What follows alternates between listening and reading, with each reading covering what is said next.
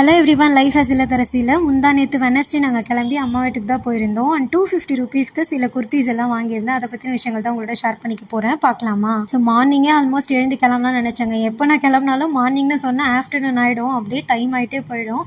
So ஆதினுக்கு வந்து morning வந்து apple வேக வச்சு ரெடி பண்ணி எடுத்துக்கிட்டேன். அண்ட் நான் இப்போ சொல்லியிருந்தேன் இல்லையா, அந்த ட்ரெஸ்ஸோட பார்சலுக்காக வெயிட் பண்ணிட்டு இருந்தேன். அவங்க நேற்றே கொடுக்க வேண்டியது. சரி, இதை வாங்கிட்டே நம்ம வீட்டுக்கு போயிடலாம் அப்படின்னு சொல்லிட்டு வெயிட் பண்ணி எப்படியோ கடைசியாக கிளம்புற டைமில் வந்துட்டார் அண்ணன். அப்புறம் சிம்பாவையும் கூட்டிகிட்டு நாங்கள் போயிட்டோம். சரி, ஆனால் சிம்பா அங்கே போயிட்டு அவனுக்கு என்ன ஆச்சுன்னு தெரியல. அவன் வந்து அங்கே போன ஜோஷான்னு தெரியல, எதுன்னு தெரியல, சத்தம் போட்டு கூப்பிட்டுட்டே இருந்தான். ஆக்சுவலி அவன் எதுவும் இதுவாக பிஹேவ் பண்ணல. பட் அங்கே பார்த்ததும் அவனுக்கு அங்கே ஒரு பக்கத்தில் வேறு நெய்பர் வீட்டில் குட்டி பசங்களாம் இருக்காங்க, அவங்களாம் வராங்க.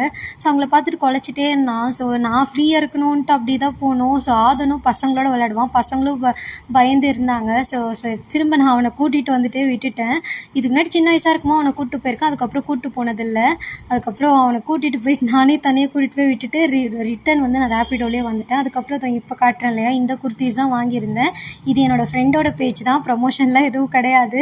ஸோ நான் காசு கொடுத்து தான் வாங்கியிருந்தேன். கிளாத் மெட்டீரியல் எல்லாமே சூப்பராக இருந்துச்சு. இந்த பட்ஜெட்டுக்கு ரொம்பவே சூப்பராக இருந்துச்சு. காலேஜ் கோயிங் கேர்ள்ஸ் இல்லை உங்களுக்கு ஏதாவது டாப் குர்த்திஸ் பார்க்குறீங்கன்னா 250 ருபீஸ்க்கு தான் வாங்கியிருந்தேன். நிறைய கார்ட் செட், நிறைய கலெக்ஷனும் இருக்குது. அவங்க பேஜ் வந்து நான் டேக் பண்ணுறேன், நீங்கள் செக் பண்ணி பார்த்துக்கோங்க. அதுக்கப்புறம் ஆதன் வந்து ஒரே ஆட்டம் தான்.